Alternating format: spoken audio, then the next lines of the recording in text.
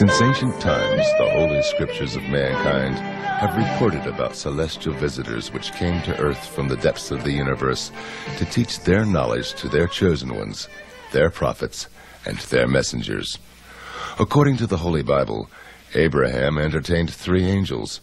When they later visited the city of Sodom, they were believed to be normal earthmen.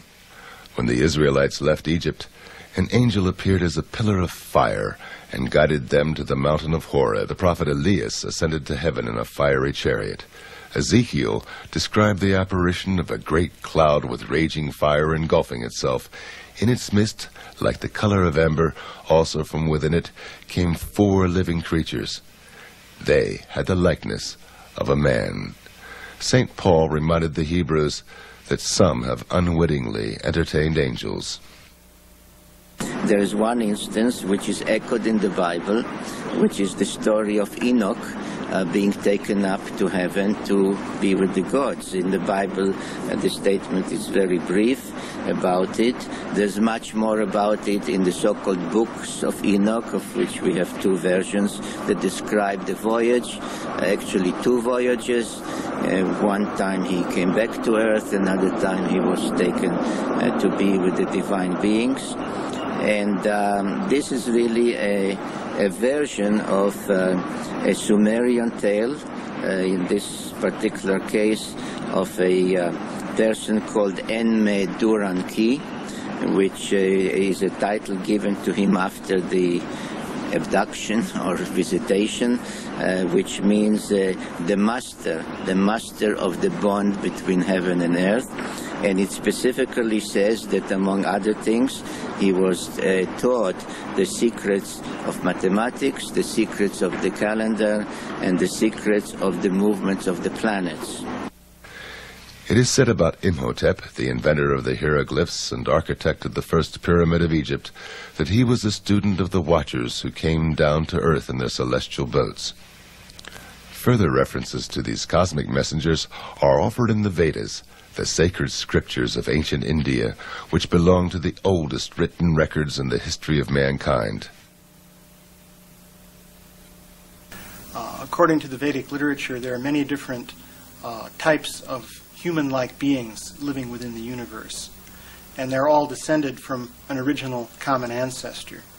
According to the Vedic writings, there has been communication between human beings and other types of human-like beings throughout the universe for thousands and thousands of years. This used to be, in fact, more common than it is now. According to the Vedic literature, we're now in a period called the Kali Yuga, in which communication between humans and higher forms of life is somewhat curtailed. So actually the idea is that this communication was much more extensive in the distant past. Why did these contacts take place? Well, there's the ultimate question of purpose boils down to the question of what is the ultimate purpose of life? Why did this universe come into being in the first place? The basic concept that you have in the Vedic literature, starting in the middle, basically, of the explanation, is that you have living beings who have spirit souls. The soul is the essence of the being, who are in a state of ignorance. These living beings are situated in bodies made of the material elements. And because of these material bodies, they don't understand the true nature of the self. So there's an evolutionary process whereby, through experience in the material world, in different material bodies, one can gradually elevate one's consciousness. So life on Earth also is a school, so to speak, in which living beings take bodies of human form on the Earth to undergo certain experiences which in due course will elevate their consciousness. So the purpose of communication from higher beings in the universe is to aid in this process, to give people instructions which will ultimately enable them to attain to a higher platform of consciousness. So the idea is that on the Earth, people are basically living in a state of ignorance, but from time to time, beings from the higher systems within the universe will come down to the Earth and transmit spiritual knowledge to the people here on the earth. So in this way you have different religions developing. Of course, that's a very complex process, because once knowledge is transmitted to this earth, then people begin to do things with that knowledge. And so you can have the development of different religious creeds and so on and so forth.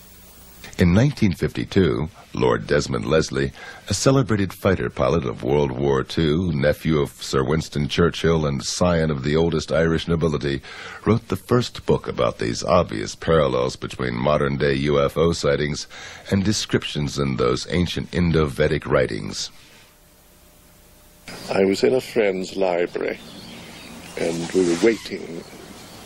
There was nothing to do, so I just suddenly saw this book.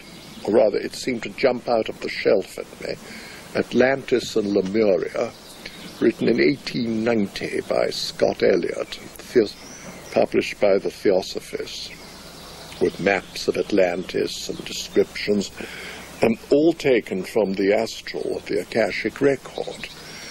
It was very exciting. The thing that interested me most was the description of their flying machines, which it said were circular and glowed in the dark and could move very quickly on this free energy. And they were called Vimanas. And that got me going. I said, now wait a minute, these sound so like these flying saucers we just heard about. Remember Captain, wasn't it Mantell, Ruppelt, Mantell, the chap who first saw them and described them like flying saucers. So I decided I'd do a bit of research. And I went to the British Museum Library, especially the Oriental section, where I got out the whole of the Mahabharata. Lovely English literal translation by Pratap Chandra Roy. No florid, just straight literal. And each chapter luckily had a summary. It was about 20 volumes, and I waded through and picked out everything about these Vimanas. And I just couldn't believe it, that the ancients had had them, and that they'd been in contact with space people. And it said by means of these wonderful craft, the star people can visit Earth, and we can visit the stars. And then it described them in Tibet as like pearls in the sky. You couldn't have had... Well, then I read on, and there was things about wars in ancient India, and some of the weaponry they used, with able to make three-dimensional images of a false army. Holograms, surely. A thing called the Brahma weapon, which had the power of the universe, and a light of 1,000 suns, which Teller then quoted. You remember about the atom bomb. And it said that the survivors rushed and bathed and threw off their arms, but a few days later their hair fell out, their skin turned red, and they died of a horrible sickness. And the army was so burned they were just like, even the elephants were shadows on the ground. Well, that was Hiroshima, surely. So I said, you know, all this has happened before, whether it was a space war or a war among the Atlanteans, I don't know. For one entire year, Lord Desmond searched in old libraries for references to ancient UFOs. Then he completed his book. And then I got from a correspondent in America, Rick Williamson, who said a friend of his had had a contact, a landing, and taken these amazing photographs.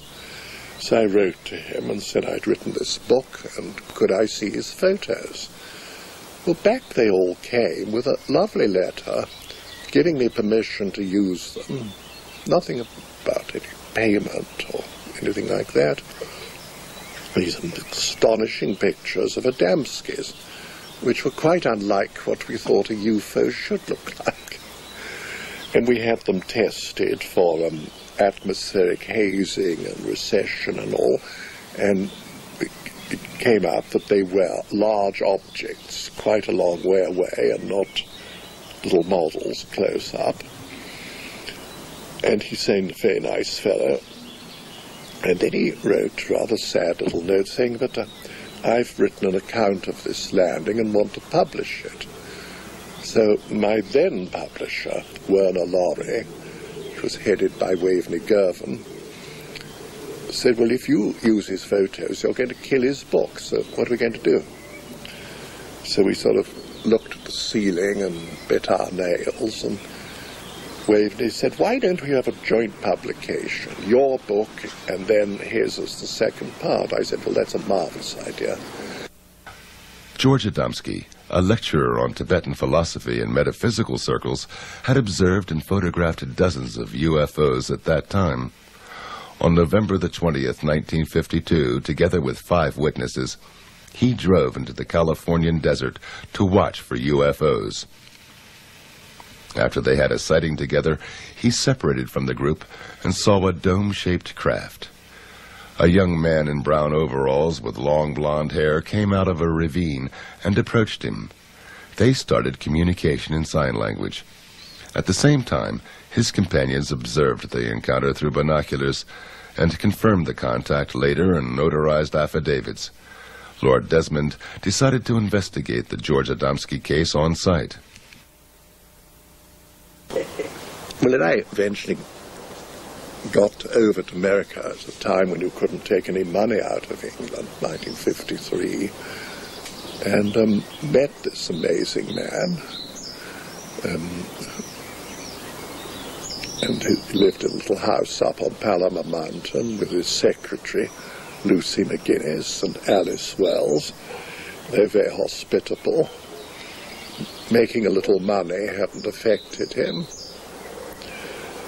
And he was an incredible fellow. You know, he would sometimes really annoy you by telling you the most absurd things which you knew weren't true. And at other times he'd come out with such profound wisdom. Are you going to be able to filter this off? And you talked to him, you asked him? I have, more or less on gestures and mental telepathy as it is known talk transfer. He does not speak. I mean, he didn't at the time, but I have met him since, and he does speak very well English as well as in the other language. Did he tell you where he came from? Yes, this time he told me he was from Venus, although I have met men from other planets as well. And you had to sort of dig information out of him. Now, perhaps you remember the first contact, he said he took photos, and they all were burned or didn't come out because of the UFO being so near. I asked him if he had the negatives, and he dug them out, and they were black. But I held them up against the sun, and you could see the UFO. It was there. But it needed a lot of light to see it. He hadn't spotted that. He also hadn't spotted that all the proportions of it were in perfect golden section. A lot of little details like that. Now, I asked the 2 ladies, Lucy and Alice. They said yes, they'd seen him talking to the spaceman, and they'd seen this flash as the UFO took off. And they also earlier, as he described, saw the big mothership. And that was chased away by a lot of American planes. You know, it just took off and went off.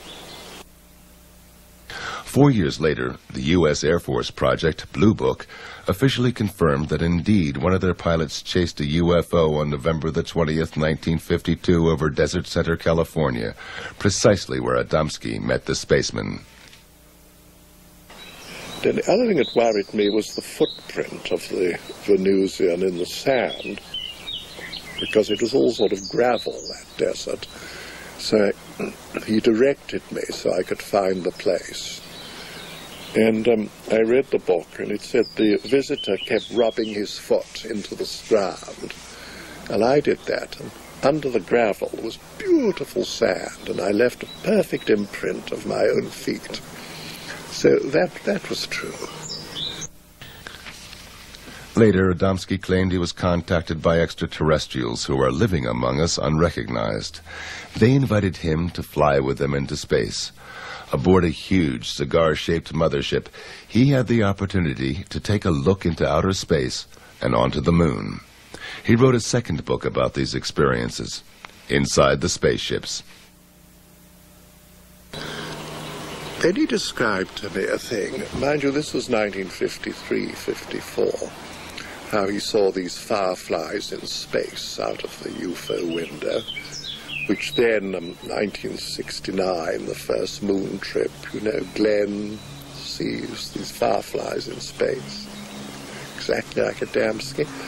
He told me there were 3 asteroid belts. Well, I believe they found a second one somewhere beyond Neptune. And he said there's another beyond Pluto. We wait and see. And he told me how when he was on the big mothership, they had this amazing, amazing movie. I've never seen anything like it. All the images, there was no screen, and everything happened all around you. Well, that was a hologram. But you know, no one had seen a hologram. They hadn't been invented.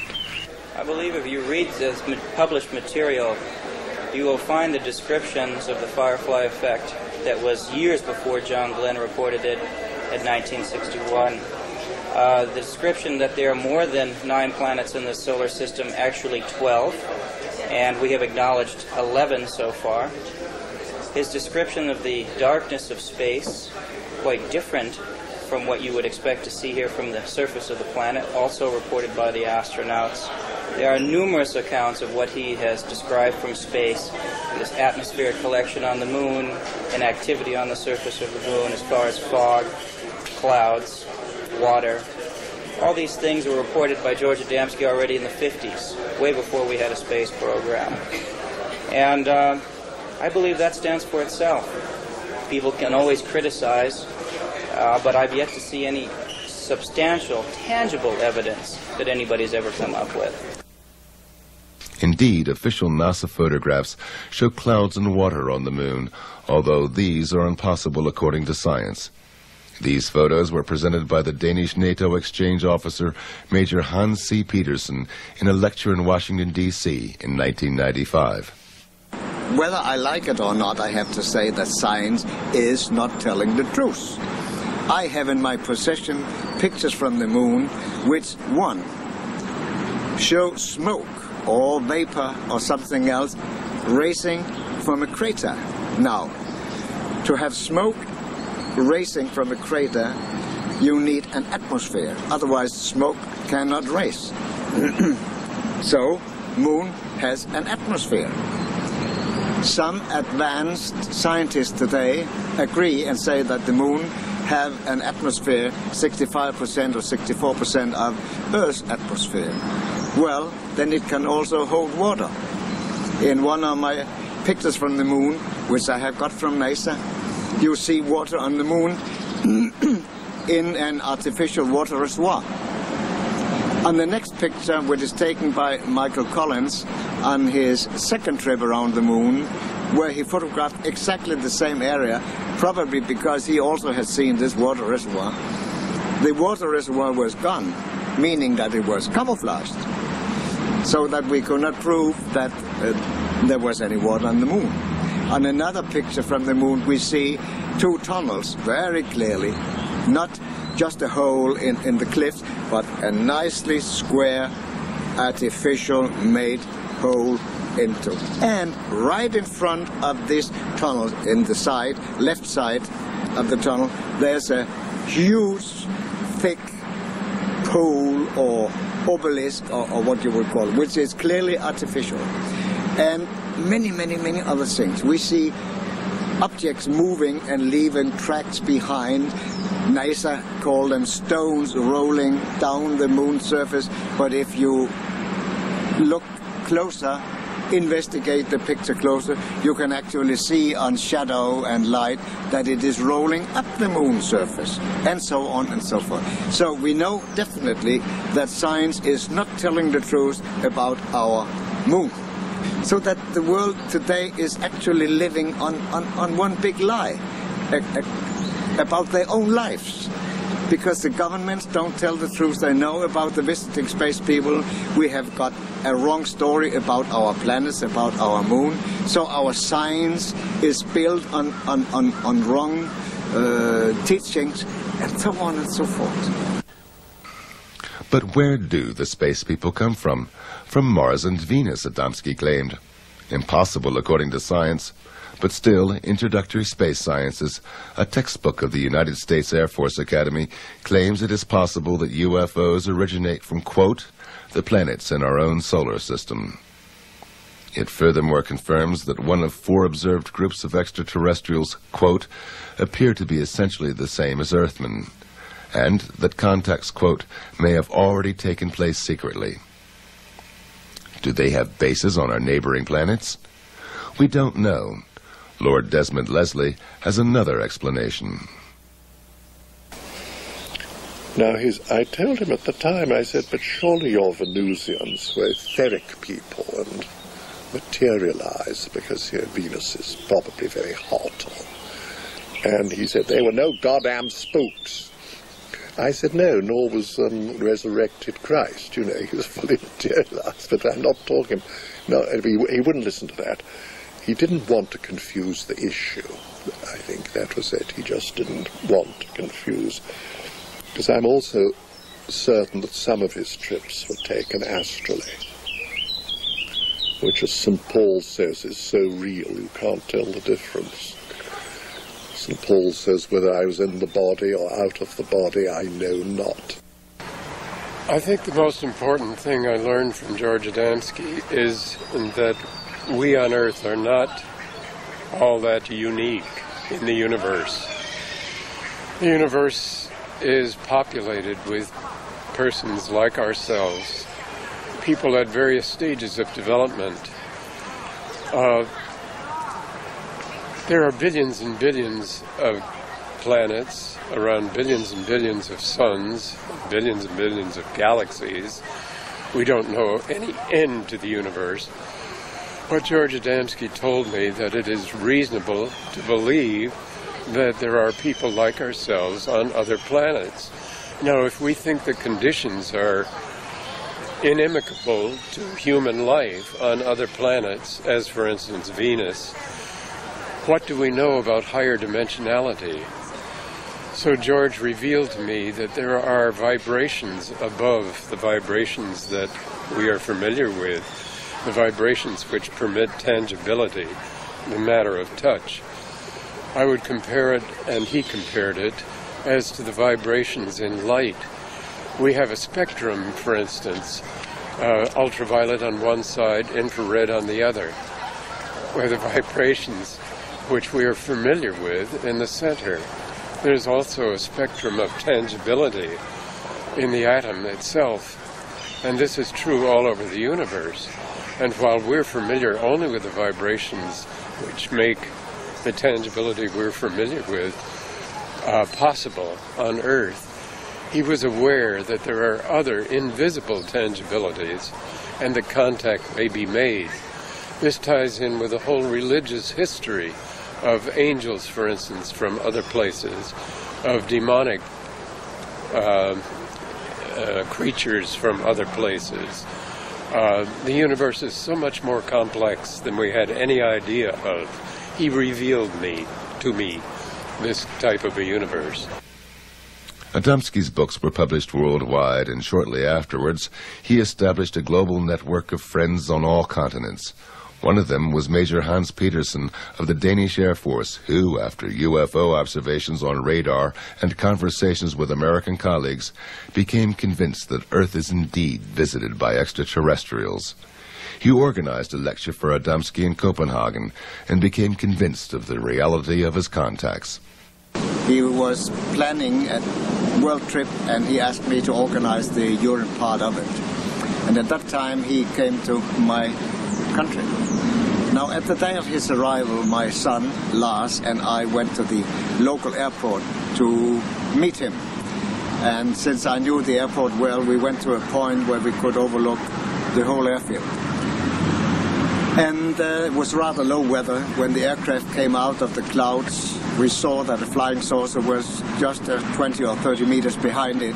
And as soon as the aircraft was fully clear and ready to land, it went back up into the clouds. When I, 10 minutes later, met George, I said, there was a flying saucer following your aircraft for landing. He said, oh, yes, the boys always follow me. And this he proved later on his trip through Europe. And we arranged a hotel for him in the outskirts at a small town which had a harbor. And we knew that nobody could disturb him because nobody would know that he would be staying there. When they came late afternoon or mid-afternoon and checked in, the receptionist said that there had been a young man calling for him. Everybody wondered, but George, he just smiled. Now, he said, I would like to rest a little bit so you can come and pick me up again at 6 o'clock for this road trip. So they did. In this old-fashioned hotel, like in many other old-fashioned hotels, there were double doors to the rooms, one opening to the outside and one opening to the inside. So there's a space between the two doors. When the group came to pick up George, there was a letter laying between the two doors. And on the front side you could read the word Adamski. So he opened the letter, and inside was a message saying, Adamski, do not go to Finland this time. Trouble for you. And signed with 6 words. He phoned me and said, I don't feel well of going to Finland because I got this warning. And I persuaded him to wait because it could be somebody who trying to make some fun out of it. Next morning early he called me again and he said, I met a spaceman this morning, a man from Venus, and he handed me a small parcel which he asked me to develop to the Pope in Rome. So I will definitely not go to Finland, and I'll also not go to Germany. So please make arrangements. And I did. Meanwhile, our group in Copenhagen was a bit skeptical that a spaceman had been around in their environment. So they went to the harbor where there was an old fisherman who used to fish very early in the morning, and they found him and asked him if he had been fishing this morning, and he said yes, he had. And they asked him if anything special had happened, if he had talked to anybody, something like that. And he said, no. Oh yes, he said, I talked to a funny American guy, but then there was a young man calling for him, so he left and I saw they were talking together. He came to London. He'd been to Rome lecturing, and he'd been on a European lecture tour where he met the Queen of Holland, and there was a frightful row and the students tried to disrupt it. And his lectures were run by Lou Zimstag, the niece of Carl Jung, lovely lady, with Tim Good, you know, who's written a lot of very serious books. Well, after his Roman visit, he just stayed with us for a few days to relax, and I kept the press away, and we took our little boat out on the Thames, and while we were there, he brought out some money, and among it was what looked like a little gold coin. And he just casually said, that's a bit of gold no one's ever going to get off me. I said, why, it's very nice. He said, look at it. It was a little medal of Pope John, who at that time was dying, John the 23rd. And he said, I saw him in Rome. He gave me this. I said, George, please. Nobody sees the Pope. He's dying. Tell me you've bicycled round the rings of Saturn, I'll probably believe you. But I don't think you saw the Pope. He said, well, I did. And he gave me this. And I gave him a sealed packet from the space people. He sat up in bed, and I gave him this package. He said, oh, that's what I've been waiting and praying for. I said, what was in the package? He said, I don't know. The space people gave it to me. It was sealed.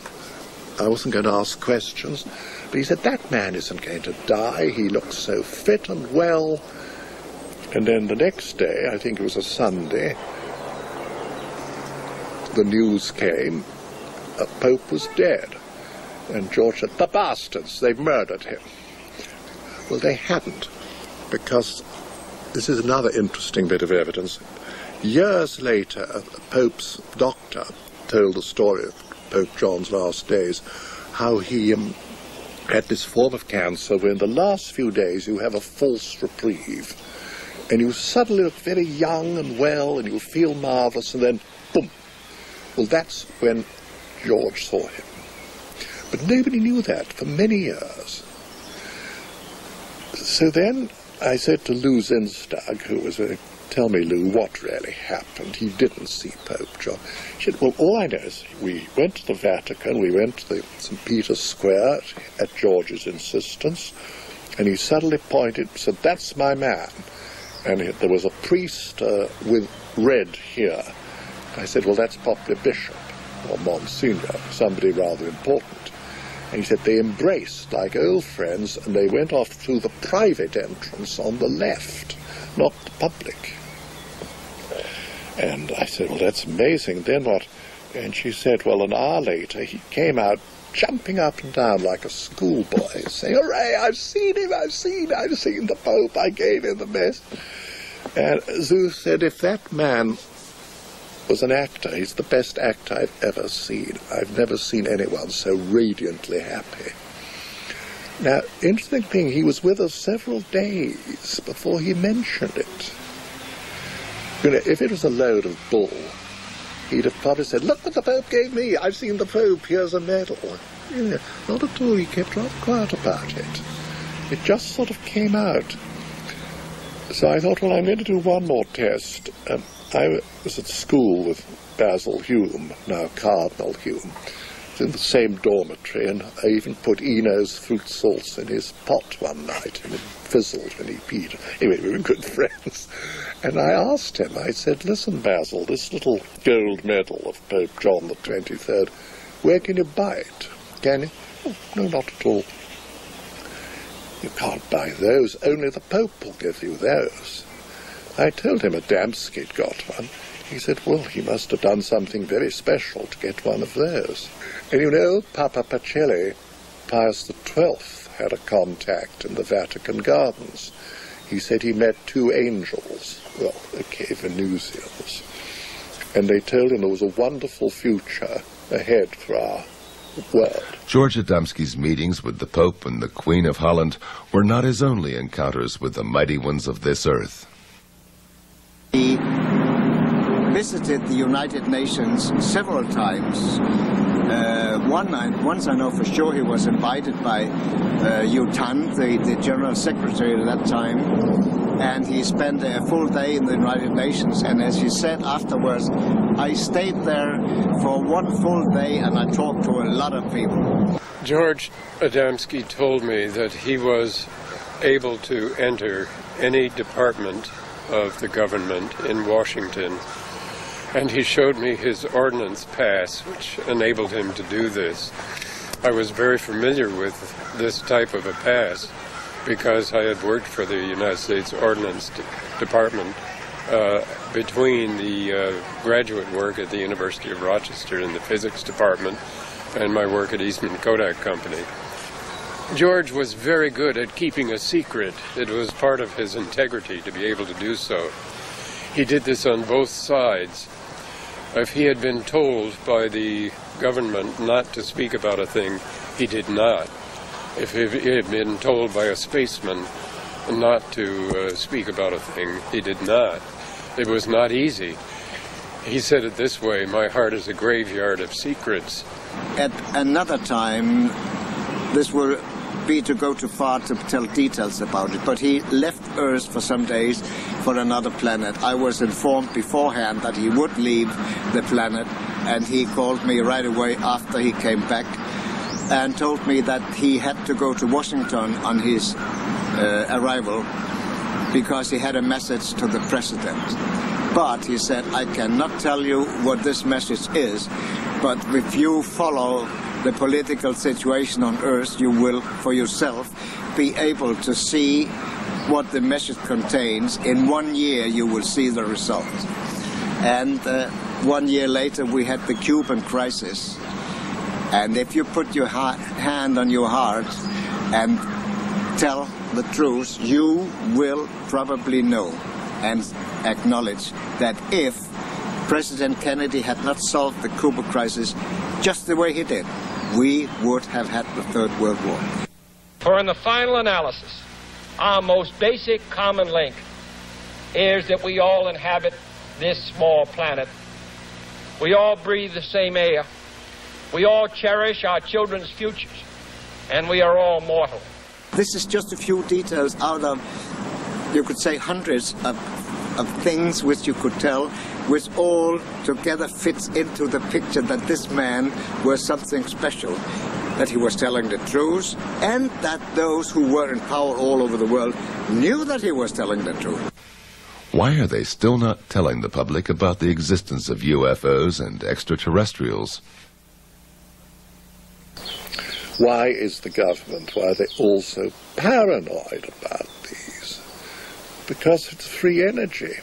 End of the oil monopoly, aviation as we know it, the automotive industry. For something much better, but, you know, they won't get their greedy little hands on it.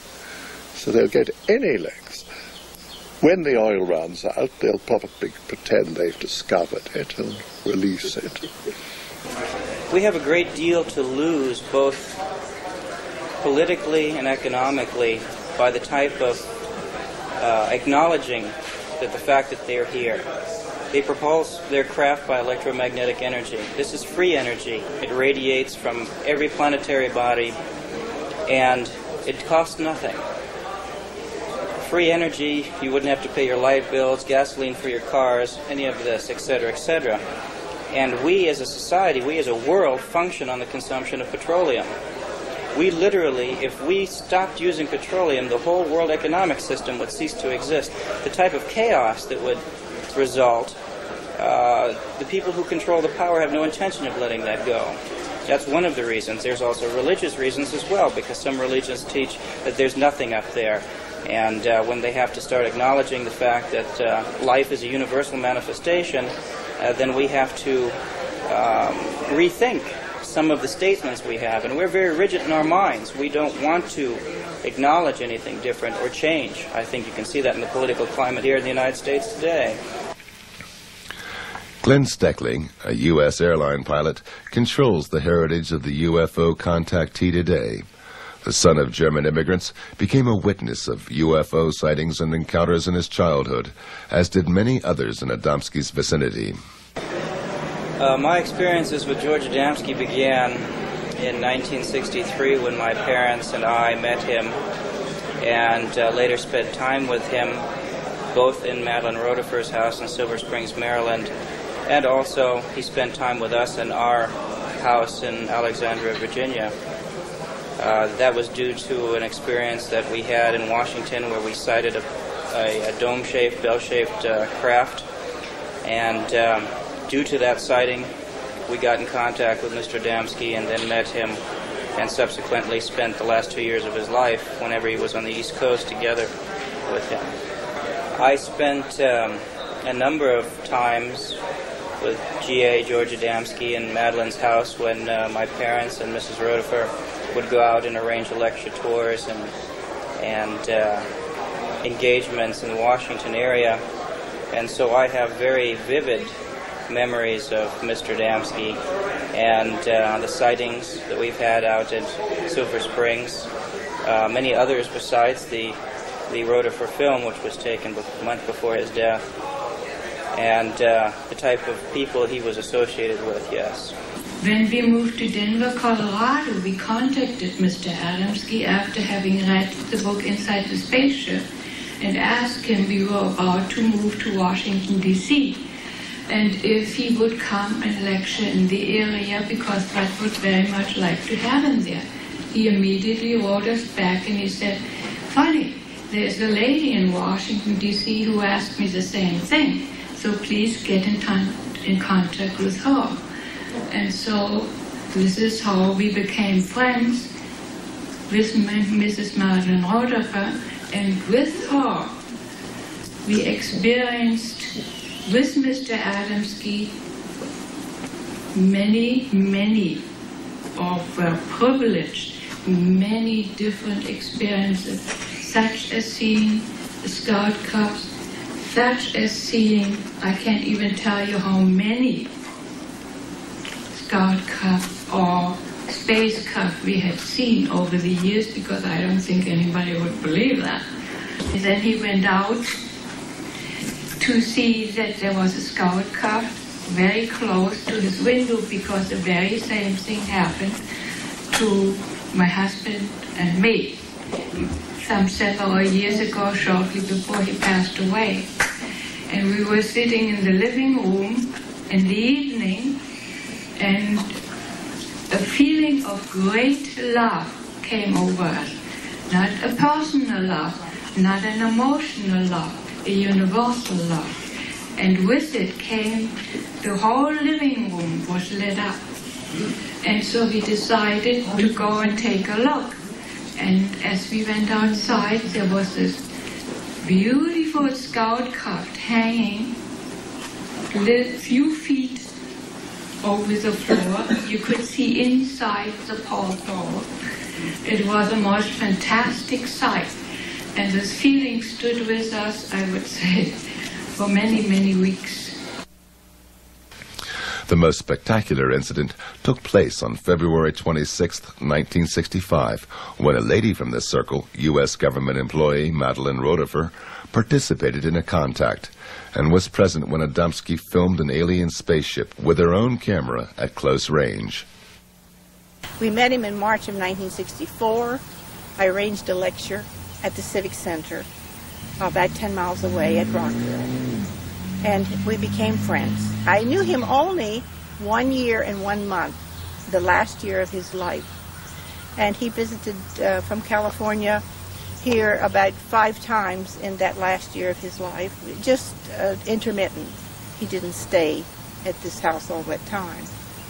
But on February 26th, approximately 8 o'clock in the morning, a space friend, contact of Mr. Adamski, came to this house. I was still asleep, but when I got up, Mr. Adamski told me that he had been told that we should get cameras ready for filming later in the day. And of course, I had never seen one so close before, or I didn't expect that they were going to come hovering that close in my yard. I would have rented a Polaroid or prepared with more cameras, but Mr. Adamski actually helped me put film in the little 8mm Bell & Howell movie camera.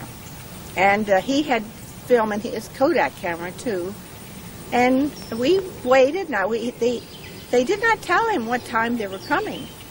But this was earlier in the morning, but this was middle of the afternoon, about 3:30, when we noticed them at a distance. And we were at the dining room window looking out, and they came in closer. And by the way, 3 more spacemen came and knocked at the door just before the incident. And Mr. Adamski went, and they told him they said, "Get your cameras ready, they're coming." Now that is how close he was associated with those people from other planets. And it's difficult to believe, but they looked just like American. One of them had brown hair, and one had dark hair, and one had slightly gray hair. And they parked in a car, I believe it was an Oldsmobile, but I don't know the year, down here at the street when they came, and then the spaceship came. And we went outside, but I had a broken leg. I had fallen the month before in my living room, and I was in a walking cast. And but I was able to walk around, but with a little limping difficulties, but I did get around. And but when we came out on the porch up here and started to film, he told me to film, and he was going to film. I said, "George, I can't do this. I'm too wobbly." And I had not had the camera but 2 months. My husband had given it to me for Christmas just 2 months before. So I handed him, he said, "Okay, I'll do it." So I gave him my camera, and he laid his down, and we filmed it he filmed it then. I started, but I wasn't sure of myself, and I didn't want to miss it. So I gave the camera to him, and he finished filming it. But I was, humping around in the background, and and able to walk, of course, without too much difficulty with this cast on. But they only stayed about approximately 10 minutes. They did not land. They did not get out of the spacecraft, but there were glimpses of people through the round windows. And they maneuvered, they came in here. It was a low humming and a low swishing sound. And they came in, when they got close here, they came in very slowly. And it was round, and there were 3 of these, well, about this size, I guess, these landing gears underneath, and they were going like this, retracting in and out. And they told George later it was for stabilization. If they'd put all of them out, they would have had to land. And they kept one retracted all the time, and the other 2 were going in and out. But anyway, low swishing, low humming sound. And it wasn't real loud, but there was definitely a motor sound accompanied with it. And it was a brilliant royal, between a royal and a purple and blue in color. It was a beautiful blue, and deeper blue than this. And it was round, and as it moved, it looked crooked, and on the film it shows this slight distortion, and it looked, lopsided and so on. But they were moving and putting on this performance for Mr. Adamski to back up, his efforts to get the world leaders to tell the truth about the visitors from other planets.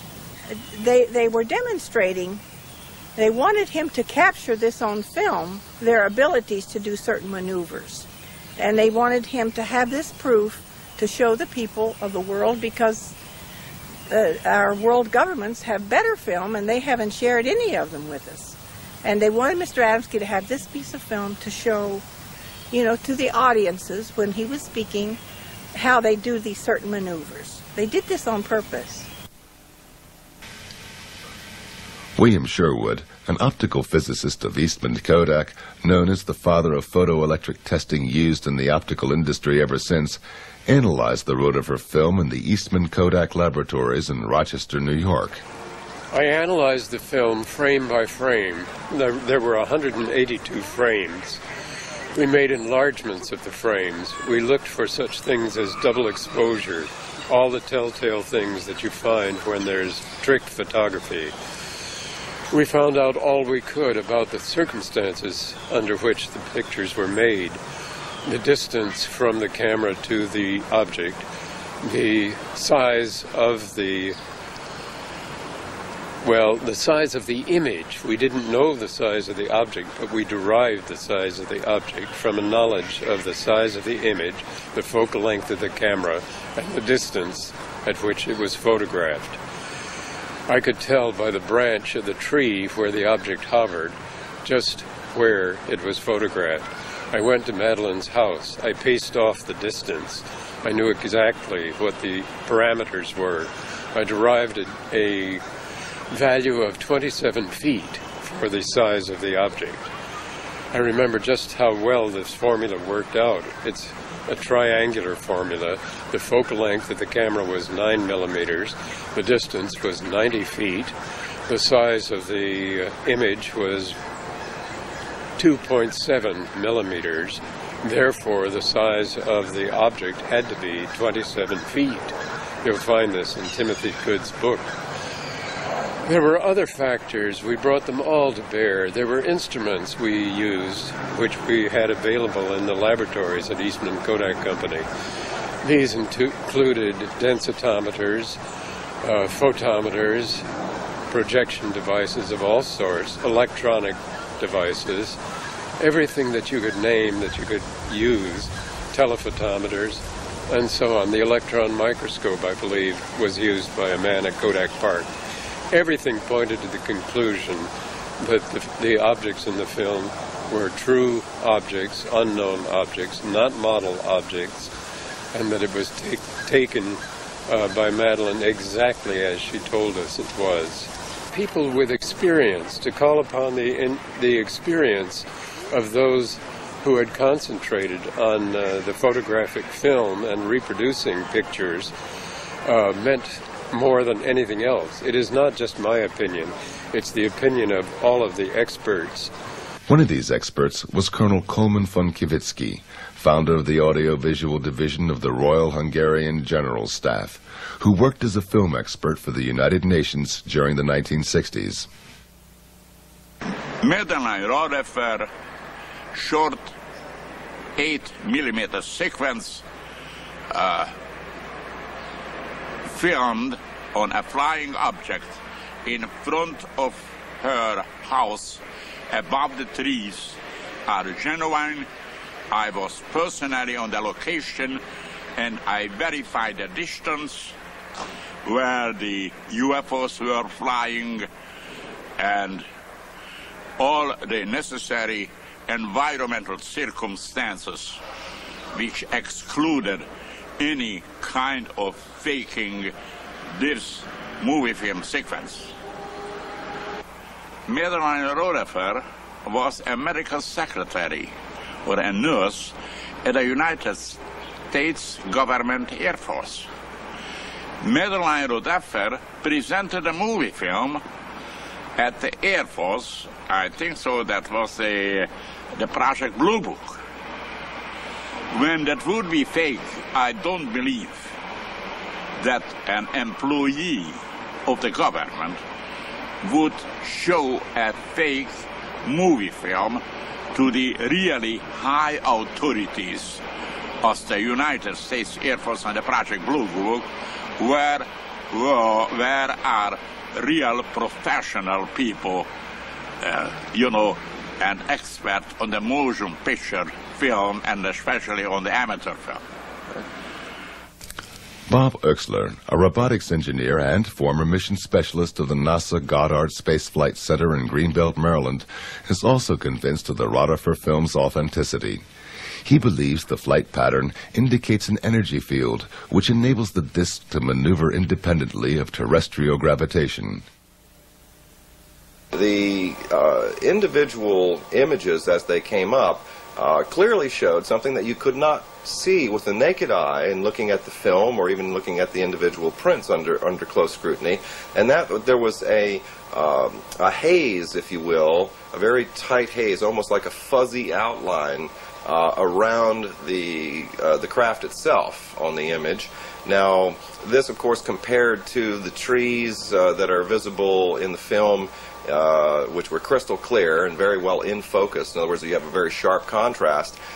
You immediately might be concerned about the possibility of capabilities of double exposure, which is, of course, very difficult to do with film. However, in this particular case, we found it very, very intriguing that the craft itself had very, very sharp contrasting edges along where the porthole areas are and around the top of the cab. But especially in the bottom portion of the craft, we began to see that there was light emitting from the craft, but this was not a light such as a glow, like a reflection you'd get if somebody was projecting a light onto an object. This was rather interesting because it tended to suggest that there was some form of energy associated with the vehicle itself that was actually causing this sort of a red glow in the undercarriage area. But that, along with the glow that we were getting, the sort of a haze, a very, very distinct fine haze around and very, very close to the craft itself through the images, suggested that there was an actual radiation effect. Almost, I guess you could liken it to a mirage effect. People are fairly familiar with when you ride down the highway during the summer and you look across and you can see the heat rising, and it tends to distort images that are behind the mirage. Well, this is very similar to the effect that we saw on this object, suggesting several things. One, that you were actually looking at a three-dimensional object as something that was superimposed onto the film. That, again, suggested credibility with regard to the film. And secondly, it suggested that there was technology associated with it. This was not just, a trash can lid or something that was just casually thrown up in the air while filming was going on. So began to become much more encouraged with what I was seeing. The more I began to look into the individual segments, the film itself, the motion, we began to see things that you might liken to a distortion. In other words, the craft itself physically changed shape. Now, not the whole craft, but it seemed that portions of the craft changed shape. Now, this was a product either of what you might call an optical illusion as a result of the technology associated with the craft, the method that it used to maintain its levitated state to violate gravity, or it was a mechanical apparatus associated with the craft itself. We noticed that the ball structure in the bottom of the craft, in concert with the receding of these individual structures, that the one portion of the craft had an indentation that would go in every time this one ball would go up, and then it would come back out into a round disc, a circular area.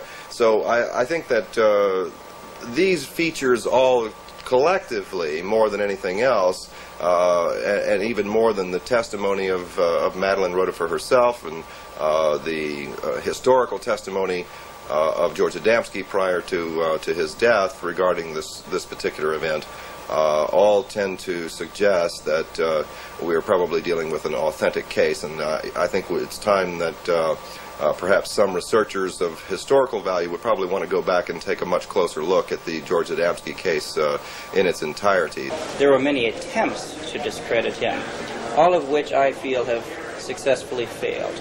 First of all, they tried to debunk his pictures and cannot do so successfully. They've claimed they were water coolers, and that was proven wrong.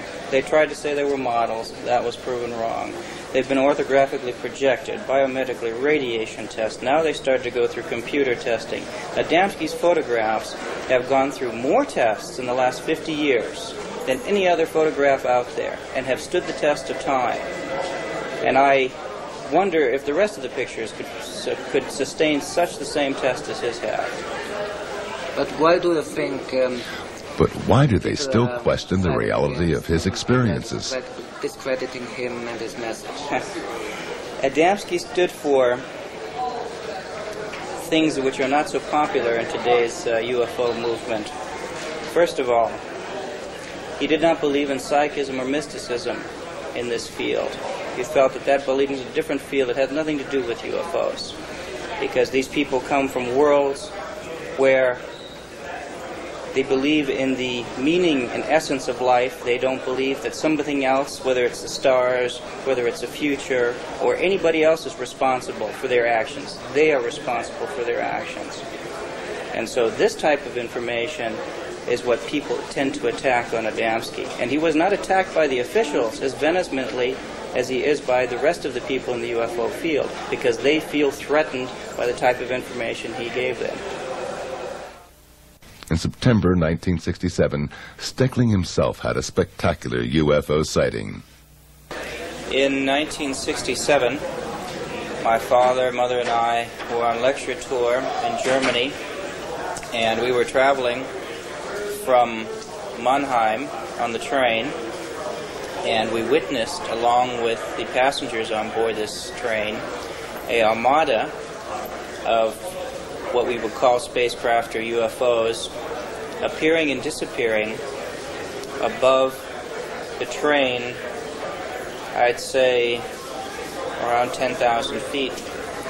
And my father, with his 8mm camera, filmed the sequence of these craft, and as the film rolls, you can see the crafts appear and disappear in formation, and you can see the motion of the trees moving by as the train is in motion, so the craft are behind the trees, not in front of it.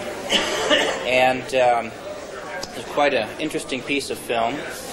It was reported in the newspaper the next day, the German newspaper for that particular area. On our way back from Schifferstadt to Frankfurt, we were able to film a whole armada of spacecraft flying over, I would say, very close to and very near to the Frankfurt airport. This film and all of Mr. Adamski's film we took as we returned to Washington, D.C., and my husband wrote letters to NASA, to the Pentagon, and offered them the chance to look upon the films that were available. We got invited to all of the organization, to the Pentagon. We got invited to NASA. And during the conversation that we held with NASA, we had 22 scientists present. And none of these scientists ridiculed what we had. In fact, they were not even interested in the scout cars because they told us the size of it, how they fly, and with what they fly. These are some of the films George Adamski took by himself. He shot this one in Mexico. A cigar-shaped craft hovers over the street. Adamski took this film through the portal of a spaceship. It shows a white disk in Earth orbit. In another film from Mexico, a luminous telemeter disk moves in front of a bush. Behind the bushes, we recognize the dome of a landed scout ship. That he was telling the truth was very easy for me because I got confirmation through sightings I had on my own. George had a lot of sightings, and he told us how small reconnaissance objects, not bigger than a tennis ball, looked. He told us that there were some even larger. He told us there was reconnaissance object with a crew, normally 3 normal-looking people and 2 robots. He told us there was big motherships who carried the flying saucers into the atmosphere before they released them. He told us about objects, underwater objects which could fly in space or dive. And he told us that they could dive into the water without any sign of disturbances on the water. Even if the water was completely still, it was diving just like on a trick film in a movie with behind a mirror or something like that. And over the years, I had many sightings where I saw these small reconnaissance objects. I saw the object with a crew. I saw a mothership, and I saw 2 landings and so on. And nothing of what I experienced was outside what George Adamski had told us. So to me, there was no problem. I had the proof that he was telling the truth. Adamski-type spaceships were observed and photographed all over the world. They have appeared over Japan and Mexico, South America and England, and in many other countries. In August of 1991, one witness was able to film a landed dome-shaped craft near Carp in Ontario, Canada. The small reconnaissance probes were photographed in Denmark and the U.S. from close range.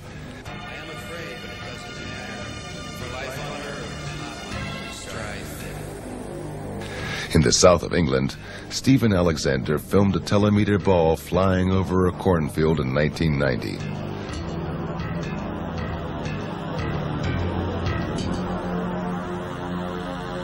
This spectacular footage was shot in June 1973 during one of the first flights of the Concorde. The luminous small object surrounds the supersonic plane and hovers for seconds in front of its engines. Cigar-shaped motherships were seen in similar frequency. This film was taken over Rhode Island in 1967.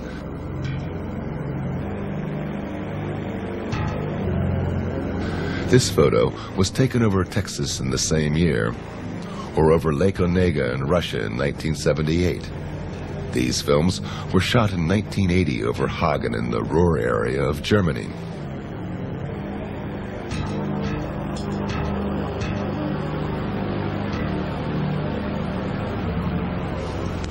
This official film with the Russian Space Agency was taken in June of 1992 by cosmonauts of the Mir space station.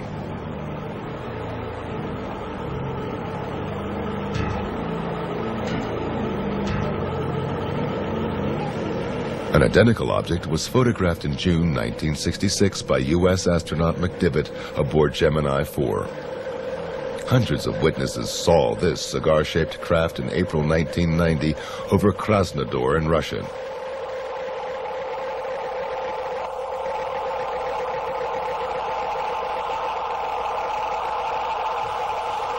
This film was taken in July 1995 in Mexico near the Popocatépetl volcano. And this cigar-shaped craft was filmed by Tim Edwards of Salinas, Colorado in September 1995. Experts who analyzed the footage came to the conclusion that the object is more than half a mile long. The mothership is surrounded by small, luminous craft. Another case from the year 1954 was even investigated by the British royal family. About 2 years after Adamski, a UFO like his landed up in the Lake District, Cumberland, Lancashire, so up there on the side of Lake Coniston. And two small boys, Stephen Derbyshire and his cousin, took a little photograph, 2 photos of it. And in the second photo it was moving and it was distorted, just the way, you know, a golf club appears to be curved. They used to think it was bent. It wasn't. It's the movement of the film. And we compared them on orthographic projection to Adamski's, and they matched perfectly. So Prince Philip actually wanted to see them, and they were sent. I arranged it through the Queen's Secretary, Sir Boy Browning, who was a very nice man, and husband of Daphne du Maurier, who wrote Rebecca, and a great war hero. and they were taken, but the deal was no press, no inkling. And the press begged me. They even said, look, just nod and we'll give you £1,000. Well, I mean, today I suppose some arsehole would have sold the whole story, but, you know, in those days a deal was a deal. So they met him and they told their story. Finally, Lord Desmond encountered a spaceman by himself when Adamski visited England. He was going to lecture in Bath, and again he was staying with us. This was an earlier visit, not the one with the Pope, it was earlier. So I took him to Paddington Station, and the sequence of events is quite interesting. It was a very grey, dull, dark day, okay? A porter took his bags. I said, get this gentleman a first-class seat. Yes, sir. So we went. So the porter chose the seat, not us. We went into this first-class carriage, with one other man sitting in it, with this marvellous silver-gold hair, beautiful blue suit, and dark Polaroids. Why wear dark Polaroids, you know, on such a dark day? Apparently they don't like our light. And he radiated, I don't know what. He just had such an aura that I was almost knocked over. And he then took off his glasses and smiled at us as much as say, hello, I brought you here. I hadn't been very well, unfortunately, and I was so sort of dismayed by this that I went out in the corridor and said, George, come here. What do you think about that chap? He said, I don't know. I said, well, I think he could be. I mean, there's something very odd about him. This orange skin, dark glasses. Anyway, I'm just making it up. So then the whistle blew and the train went. Well, I wish I'd stayed aboard, because they'd no sooner got talking than he revealed himself with the secret handshake. And he said he was working as a scientist in England, pretending to be one. At that time is 1963, when he was here, he had told us that there were quite some living in Europe, and he said there were 15 living in the Scandinavian area. And some stayed for a longer time, some stayed for shorter times. They came and they went and so on and so forth. Now, in the later years, we have found out that they are rather active in the Swedish area. And 2 days ago, I had a lecture in a society inside the United Nations called SEAT. And a week before I left, the space people working in Sweden sent me a elementary message to give to the United Nations and to the world leaders via one of the contactees in Sweden. So they are around, they are active, but in many, many cases people don't know that they are there because, as I said before, they look just like we do. They fit into our society, they even work in our society. They are interested in and concerned in our development as a race, as a society, and the type of behaviors that we display, what we are doing to our planet, the destruction of the only place we have right now. We're not unlike they can go to different places. They're very concerned with that, and they bring a message of peace and understanding, purpose of life. It has nothing to do with fear, it has nothing to do with manipulation of the mind, nor the taking over of the world and this planet. I can assure you they have societies and much better places to live. They certainly wouldn't need this place. They've been coming amongst us for thousands of years, and we as a civilization are not very receptive to peaceful ideas. We tend to be very aggressive, whether we burn people at the stakes, or whether we discredit them for their ideas, or blatantly shoot and execute people. I would be very hesitant. I would be very cautious coming to this world because we're not very stable. And so they have decided to walk amongst us more in a Peace Corps type of situation and then help individuals or individual bodies with the type of information they bring. On April the 23rd, 1965, George Adamski passed away after a heart attack. He was buried in the Arlington National Cemetery in Washington, D.C., close to the grave of President John F. Kennedy. But in the hearts of his friends and followers, he is unforgotten to this day. They are convinced he was not just an ordinary person, but a man with a mission. The last thing he showed me, before he left, and that was the last time I saw him, he pulled up his thing and showed me his navel. He didn't have one. He had a starburst incised in his belly, the depth of my finger, cut into the flesh, deep, deep, deep channels. I said, how the hell did you get that? He said, I don't know, I was born with it, I've always had it. I said, well, who are you, George?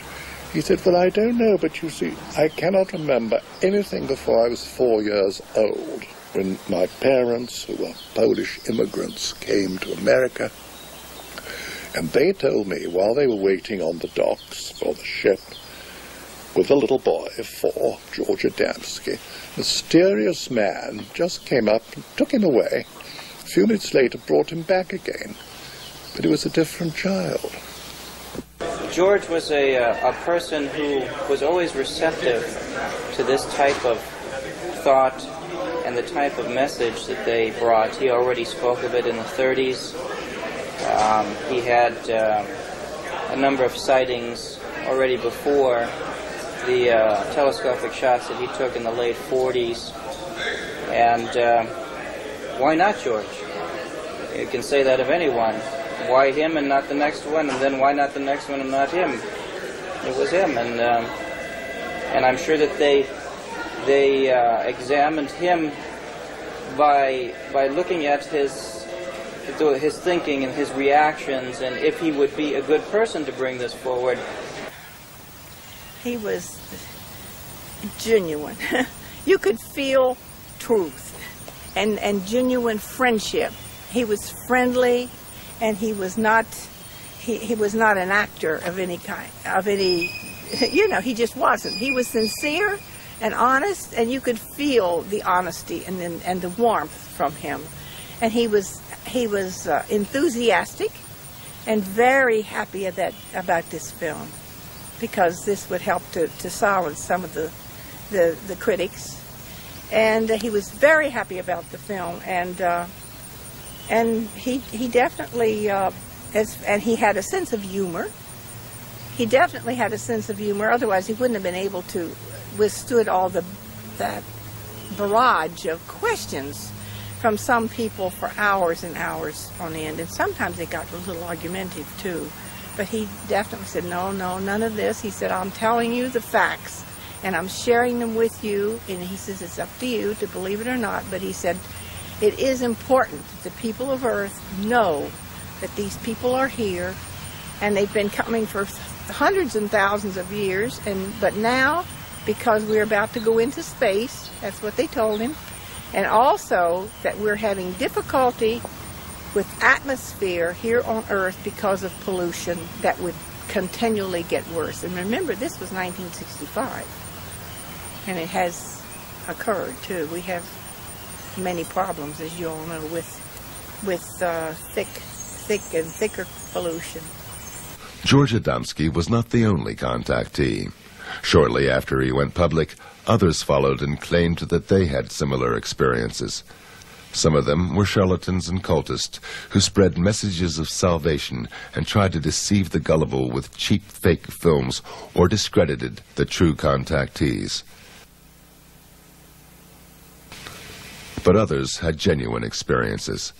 The American rocket technician Daniel Fry claimed he witnessed a UFO landing near the White Sands Proving Grounds in New Mexico. He was invited aboard and received a message for mankind.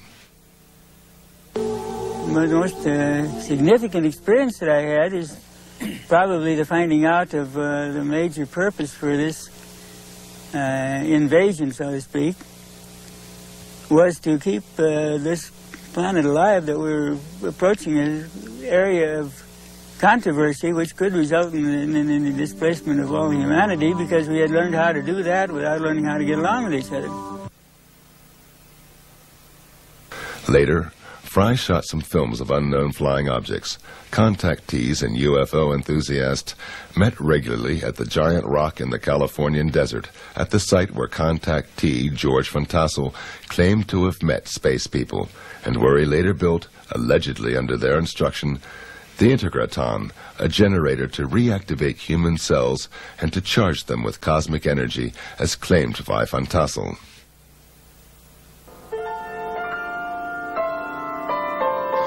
One of the early contactees who spoke regularly on the giant rock conventions was Howard Menger. Menger presented what many UFO enthusiasts had long waited for: physical evidence and a message of deepness and beauty.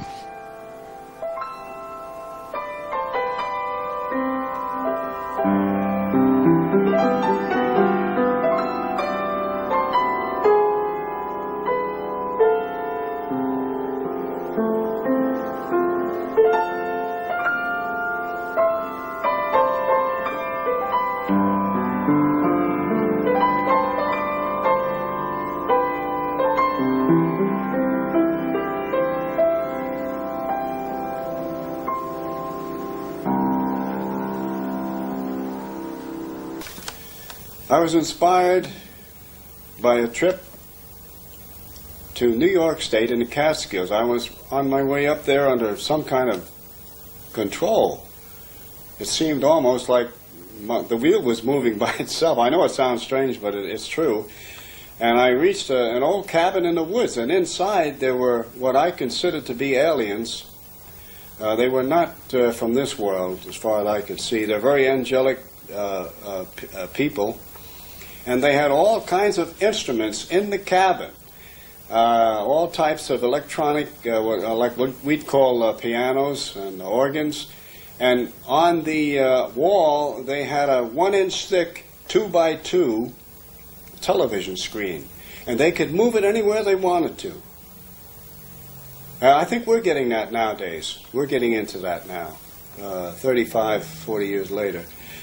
But I went in there and they showed me the instruments, the musical instruments, and I expressed the wish that I wished I could play the piano. And they said, well, maybe we can help you. I don't know what they did, but I could sit down after that visit to the cabin, after meeting these wonderful people, and I could play anything by ear. I think it all began when I was very young, approximately 10 years old, in the early 30s, when I went up into the woods, as I often did, and saw a beautiful lady on a rock with a stream going by. And I was really surprised, because first I thought it was one of the farm people, because there were farms nearby. But this woman wasn't dressed in a farm outfit. She was dressed in beautiful, flowing gown. And she had long blonde hair and gold-colored eyes. And she seemed to be waiting for me, as though she knew I'd be there. And when she spoke in perfect English and a beautiful voice. And I was only 10 years old, but I want to tell you, this was quite an experience. She was like an angel, like talking to an angel. And she seemed to know all about me. And she mentioned some things that would happen in the near future. She departed almost like a vision, just disappeared. And I went back home. I didn't talk about it for weeks, not even to my brother, who often went up in the woods with me. We saw discs in the sky, my brother and I, during that period, that same period. And as time went on, some of the things that she had predicted were coming true. They continued from the girl on the rock right on up to the very significant ones in 1956, when the craft came in, these huge 40 to 50 foot craft, and they carried these beautiful angelic aliens. And of course, at first I wasn't ready for any of this. No cameras, no recording equipment, no witnesses. But after that, I prepared myself with cameras, witnesses. I had witnesses. I was taking a movie on one incident in 1956 in Highbridge, New Jersey, where a craft was coming in. It's in my new book, the Highbridge incident. The pictures are in there.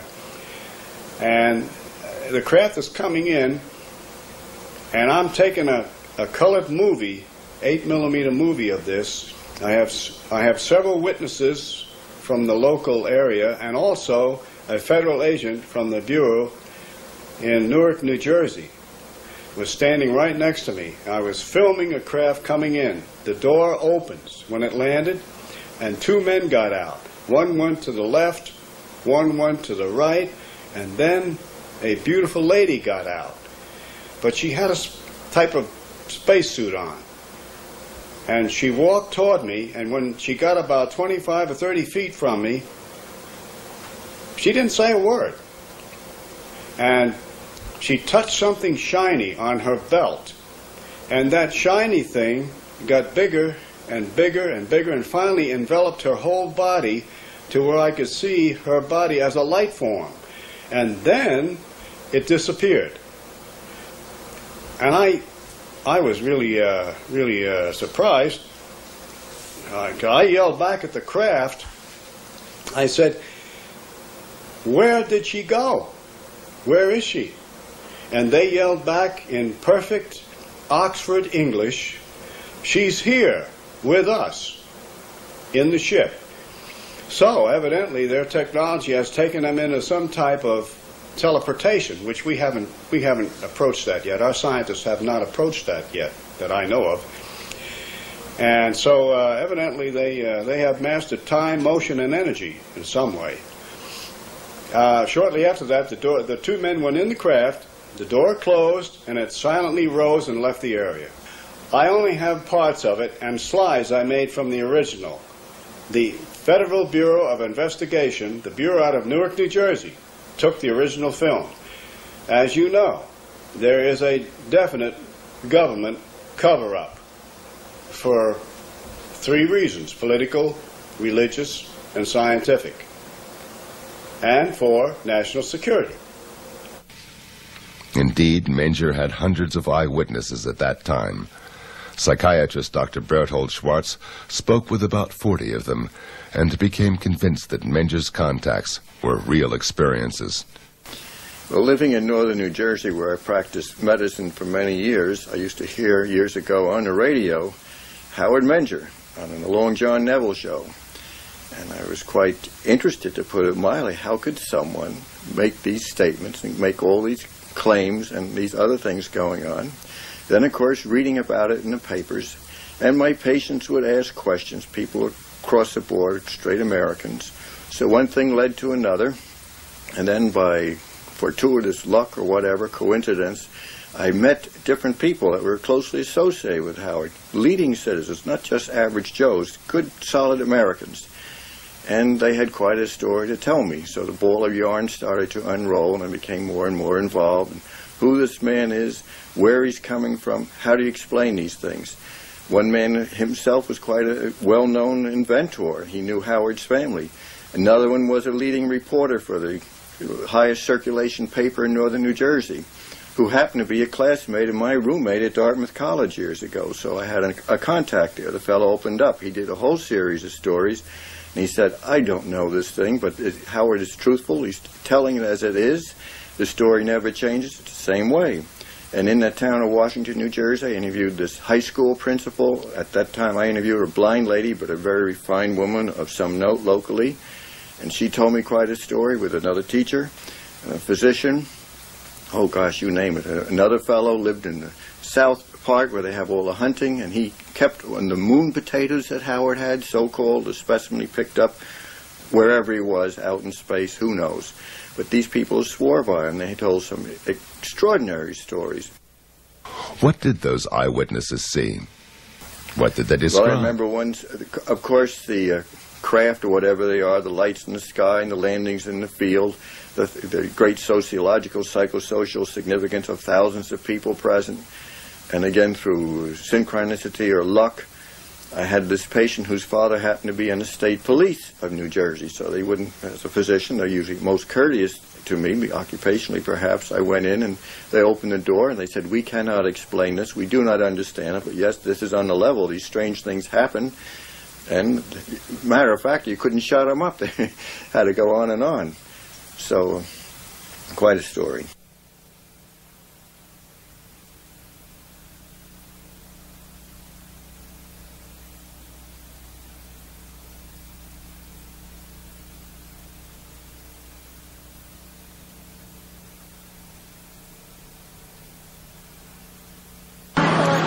There were people that said they saw lights in the sky and things that darted very fast that didn't look like a helicopter or a plane because it moved too swiftly. And I remember we all came down to look at the field where the flying saucer had landed, where he said it had landed. And it was round, like burnt mark on the ground where the grass had all been singed.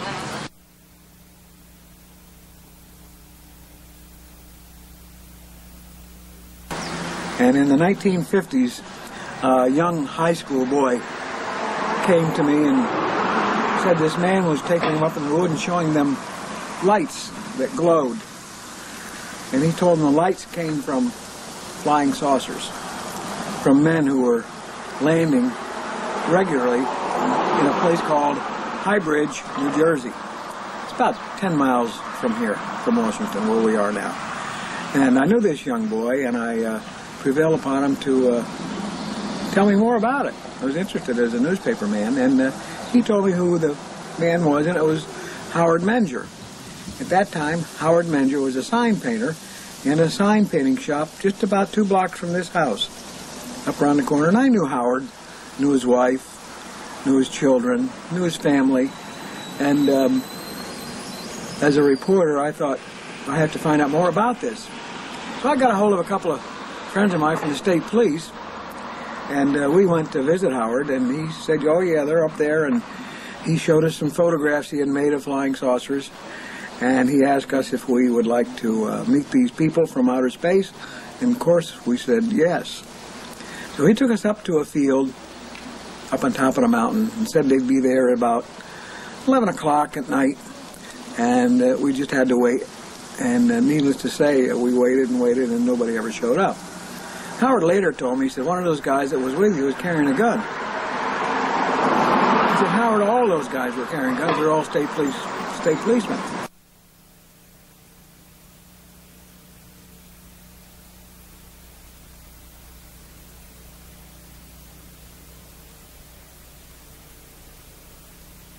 one evening, he advised me that there would be a sighting he believed, so I took a girl I was dating at the time, whose name was Dorothy, and a friend who worked for my father. His name was Richard Barry, and he was repairing televisions for my father. He was a student, I think, of Princeton at the time. I couldn't drive. I didn't have a license at the time. So Richard drove Dorothy and myself down there, and we met at Howard's house, sat in his kitchen, had cocoa, as I recall, and he said, let's go up into the woods and we'll see if... He said, I think the ships are here. So we did. And it was Howard, his wife Rose, his sister-in-law Mary, who I think was single at the time, myself, Dorothy, and Mr. Barry. So, and we broke up into groups. Howard and two of the women went one way, and myself and Mr. Barry and Dorothy went another way. And we walked down this wood trail, and we did see these pulsating lights in a ravine, kind of hovering on the ground, and these were believed to be he said they were scout ships.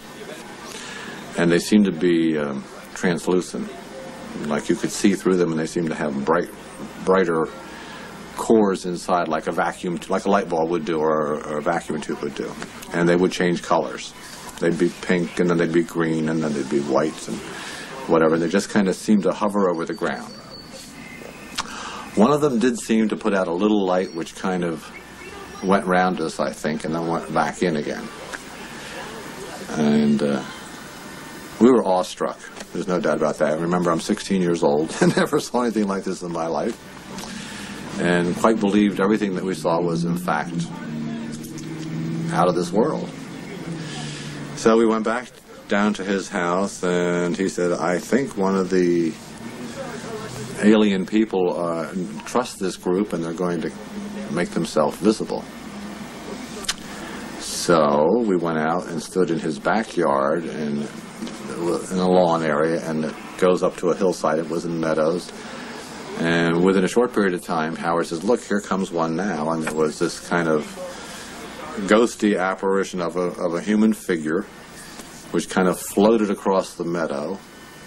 I remember he kind of went over a fence, kind of just floated over a barbed wire fence, and came near to us, but not that near that you could distinguish any features. I'm talking maybe several hundred feet. And then he faded away back into the woodland.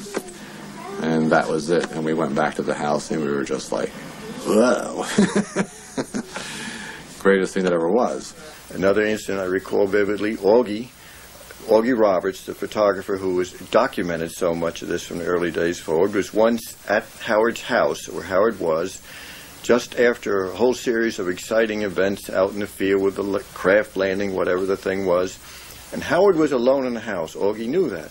And yet Howard was carrying on a conversation with another voice. Now, unless Howard is the world's greatest ventriloquist, which to my knowledge he isn't, Augie said, what is going on here? One of the curious who wanted to see firsthand what was behind Menger's contacts was the young journalist, Constance Michels. She was so fascinated by the young contactee that she felt in love and married Howard Menger in 1958. Shortly after that, she had her own first UFO encounter. I have never seen a landed disc, but one evening shortly after we were married, we were coming home from grocery shopping, and as we came up on the hill on the farm, we parked the car against the fence, and there was a big luminous pearl-like spherical shape right above the trees over the next field. And Howard stopped. He said, look. And I said, oh, wait, I've got to get my camera. And by the time I got to the station wagon, turn around and get the camera, it was gone. That was one of the times. When we were on our honeymoon in Las Vegas, we saw the same pearl-like iridescent globular disc. And one more time, which this really gets me, but it was it was on our farm, and we were there. Our attorney was with us, and we had heard that some people at White House, they were having a game, and they had seen discs flying over the stadium. So we went out to in the field and looked upward, and sure enough, there was a fleet of discs flying overhead. And our attorney turned to me and said, "Connie, this is for you." And one of the discs dipped, just like that. And that was that day, or that week, I became cognizant of the fact that I was pregnant. I was with child, our first child. Howard Menger is a truthful person who's had some extraordinary experiences, and as I think he says himself, he cannot explain them, he doesn't understand them. My impression of Howard Menger was that he was a man who most people would like. He was quiet, he was calm, he appeared to be a very thoughtful man. He would seldom give out with a fast answer. He would consider his words and his answers to every question you would ask him. He was a kind man. He was a kind of a person that you'd like to have as a neighbor. He minded his own business. He was on the quiet side. And that's why I think he commands so much respect, because people don't expect to have a guy talking about flying saucers who looks and talks like Howard Menger. He's a father figure. As a psychiatrist, I certainly would say that Howard appears in every way to myself to be a healthy, good citizen, of sound mind and body, as most of these people are. We've done formal studies on this long ago. It was just logical to assume that there are non-terrestrials throughout our cosmos. And if they are coming now, as they have come in the past, why could not this young man, who had a good business, who had a family life, who was well known in his community, was well respected, why should he go through all this trouble to get ridiculed and harassed and lose a lot of his business? And for what purpose? It certainly wasn't for money. We lost heavily trying to get this message across. He eventually lost his first home, and when we were married, we lost our farm home, and we had to just pull up stakes and start all over again, no home at all, and work very hard. So for all those skeptics out there and debunkers, we get very angry, especially I do, when they say, well, you're doing it for money, or you're trying to sell your book. We have mortgaged our home to publish that book because we didn't want it altered, and we didn't want the photographs to turn up missing again. So we did it ourselves. So this is not a labor of money, it's a labor of love that we have done for 35 to 40 years. So I was convinced at that time that he was doing it for the same reason. He was losing pitifully economically. But something was really pushing him on. And I'm very glad that later on the government came and backed him up to do some of the things he had to do. Unfortunately, it didn't last very long. Menger's most fascinating adventure with the space people was his trip to the moon in August 1956. Well, I remember getting in a craft in the same location. We called it Location 1 in Hybridge, New Jersey. They invited me in the craft. And they didn't tell me right away where we were going, but I found myself in outer space with a Polaroid camera, and there were about 8 or 9 people in there with me, aliens, and a friend of mine from Hybridge, New Jersey, who I still don't mention his name because he doesn't want to mention it, but he was in the craft with me. Went to school with him. We were up, we could see through the portholes the Earth getting smaller and smaller and smaller. It looked like a blue tennis ball with white clouds over it. Finally, we could see the moon approaching and getting larger and larger through the portholes, and I took pictures of the moon on the other side of the moon, where there's a line between the light and the dark, and there was like a small city there. And our government knows all of this. They know it all, but they're keeping it from the public. Time is very difficult when you're flying in these aircraft. For instance, there's something I did notice on the moon trip. I thought it took 10 days. But when I come back, I didn't have to shave. So that's less than 8 hours. So there's something here in their technology about time. They're time travelers. As far as I know, their technology is so advanced we may never even have left the planet in a craft. We might have gotten in a craft, and through their technology contacted the moon section and put it on a screen, and I thought, who knows? They're so far ahead of us that I really don't know. Any time that he came back from what he called a contact, he seemed to be very elated, very happy and elated, and just bursting with happiness or goodwill. It seemed to affect him that way. The early phase of his contacts with the extraterrestrial visitors inspired Menger to develop theories about electromagnetism and gravitation, and to experiment with exotic UFO propulsions on this base.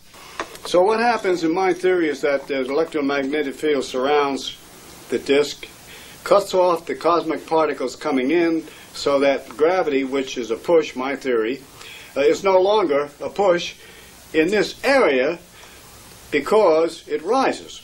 Allowing it to rise, it cancels out the push that I call gravity. That's my own explanation. Now, whether it's true or not, you know what? I don't really know. But on that theory, I did get a craft off the ground.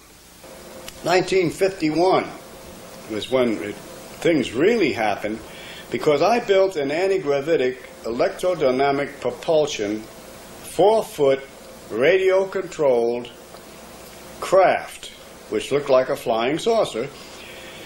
And I flew it quite a bit around Hybrids, New Jersey.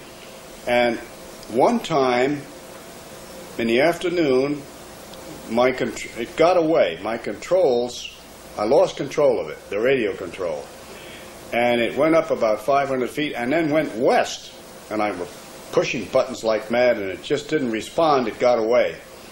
And there goes approximately, today's dollars, $60,000. Now, in those days, money, a dollar was a dollar.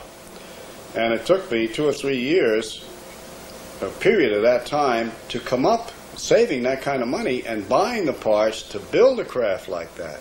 But it was successful because 2 weeks later, FBI agents came out of Newark, New Jersey, to my shop in Washington, New Jersey. I had a machine shop and sign shop there. And they said, Howard Menger? I said, yes. They said, well, we want to tell you that your craft crashed, and they showed me the pieces, on the Ohio-Pennsylvania border, which is several hundred miles from Hybrids, New Jersey. So that's, and it crashed. I don't know whether it hit a tree or what happened.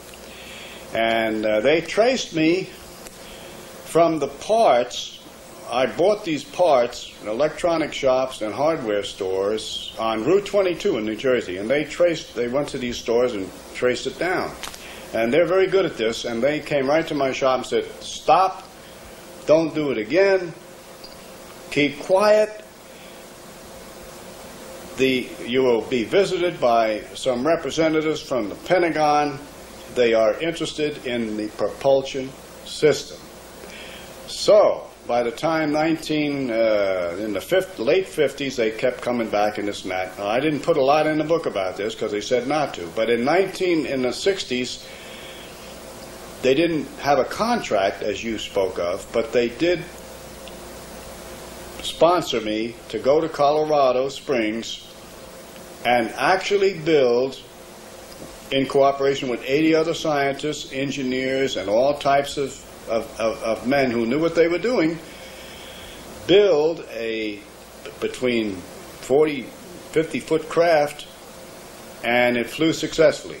And we were shushed up. None of us could talk, and it was a wonderful experience, all paid for by the government. I have a picture of a Mercedes-Benz that the government paid for me to travel back and forth,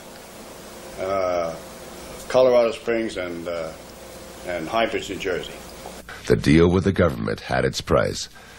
Menger had to leave the UFO movement completely.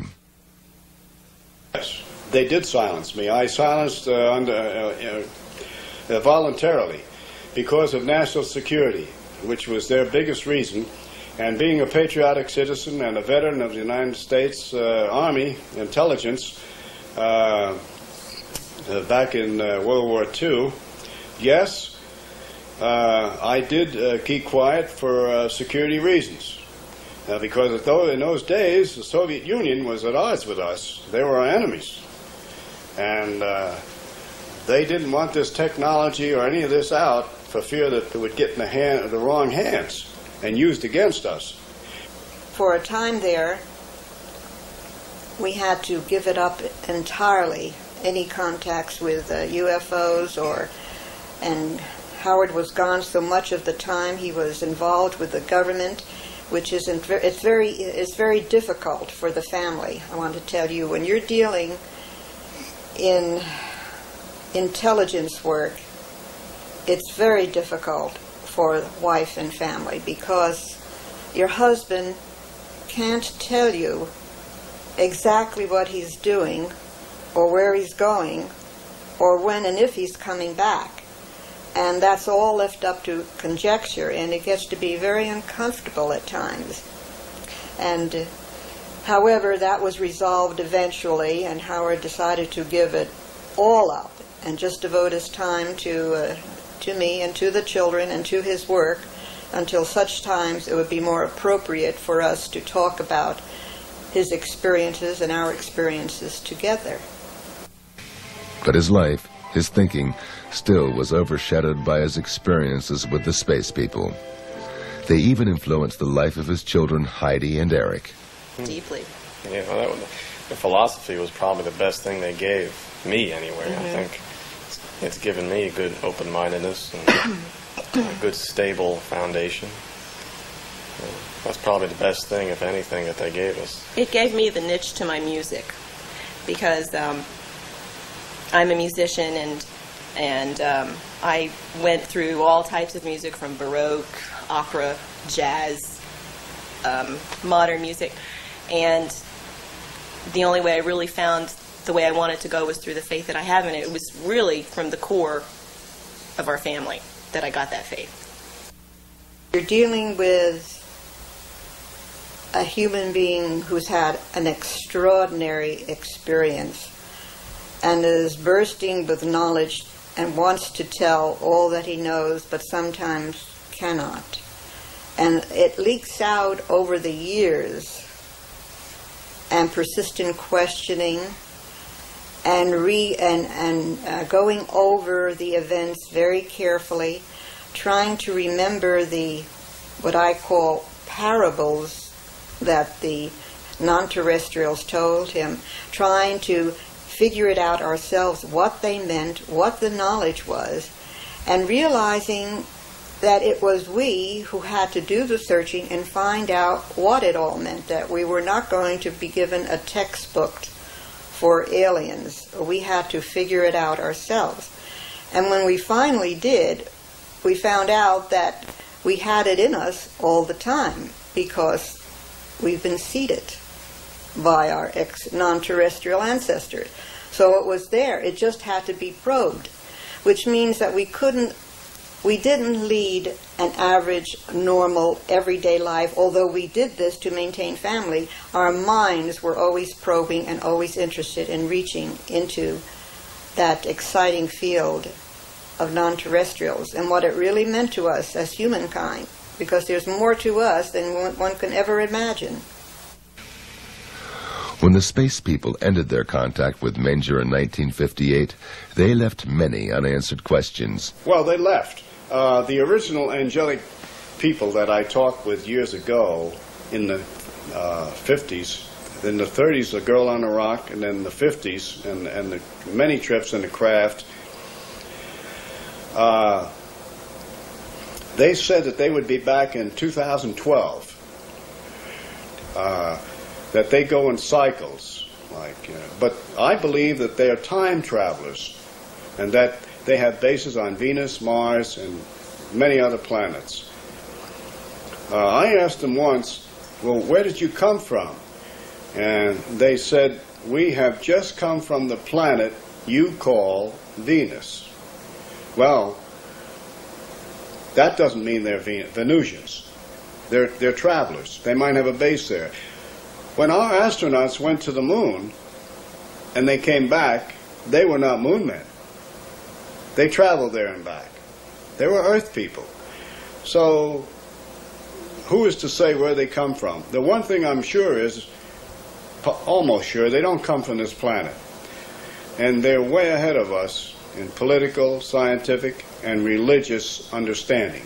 I asked them, why are you here? Well, are you here to heal people or solve all our problems and blah, blah, all this? He said, no, it is against our universal laws to interfere in any civilization which we descend upon. Your record, your history shows that your advanced civilizations have advanced on lower civilizations and have destroyed them. They've been here thousands of years ago when there was oceans where there is now land, and where there was then land, there are now oceans. And when they come back, the civilizations have gone down, disappeared, like Atlantis and some of the others. They come back to check on us. They are our ancestors. They helped us to rise up from Homo sapiens to where we are now, to a thinking human being who can make tools and who invent technological things to help humans live a better life. They said that they have laid down laws thousands of years ago that most of them are in our scriptures today. Various Bibles all over the world, holy books all over the world have come, they said, from extraterrestrial contacts, because they were considered gods in those days and looked up to and worshipped. We even made statues that looked like them. And so they said, all we have to do is read our scriptures, live the life it recommends in the scriptures. All the Bibles all over the world said, thou shalt not kill, don't kill. Don't covet your neighbor's wife, don't do that. Love thy neighbor, do that. Moses, Buddha, Jesus, all said all of these things. They were contacted by these aliens, angelic beings also. Connie Manger believes that there is a strategy behind the proceeding of the extraterrestrials, a program to educate us step by step.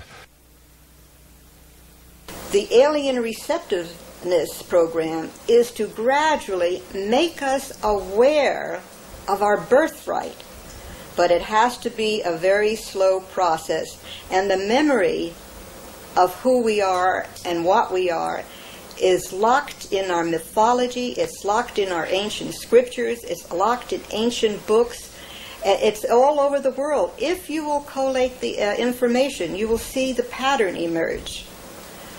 However, we have to go very slowly because the memory of that has been obliterated from most of humankind.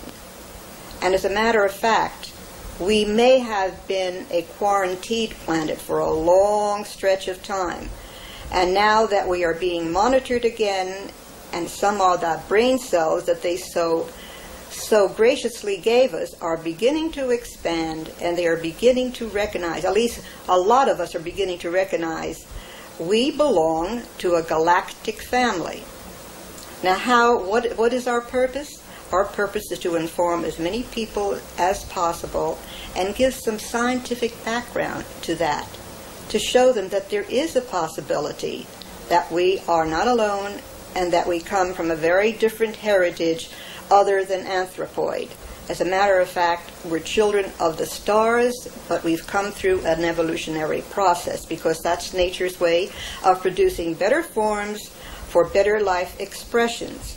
They leak information out either by direct isolated contact cases and or holographic means to get the message out slowly so that the mind has a chance to adjust. There is a mental adjustment that needs to be done. And that needs to be done first on a slow scale, and then as it accelerates, it will become worldwide. And that's where the consciousness upliftment comes in. That if once they know that there is others out there, and they're very much like us, and that's why they're sending those entities that look most like us, and are probably very close to us biologically, as I said before, because they're our family. And there is another reason. It must be done slow, on a slow process, because a higher culture will always destroy the lower structure. We have infrastructure in our industries, in our governments, in our religions that would fight so fiercely against this thought or against others coming in, because after all, the vested interests have control of this planet and control of the countries and control of the wealth. They don't want to have to deal with this on a hostile level. It has to be done slowly, and it has to be changing the mental set first. It's one reason they're here is for a spiritual reason, to develop us more on a spiritual level. Technology is advancing quicker and going further ahead than our spirituality, and that's very dangerous. Personally, I feel that we have to have a greater reverence for life, all life, greater respect for our planet, greater expression of intelligence between each other, and greater care and responsibility for everything that we do. We have to take responsibility and take charge for what is happening today, because that is the only way we can change it. And once we do these things, we become, I wouldn't like to use the word worthy, we become more receptive to contacts with other people.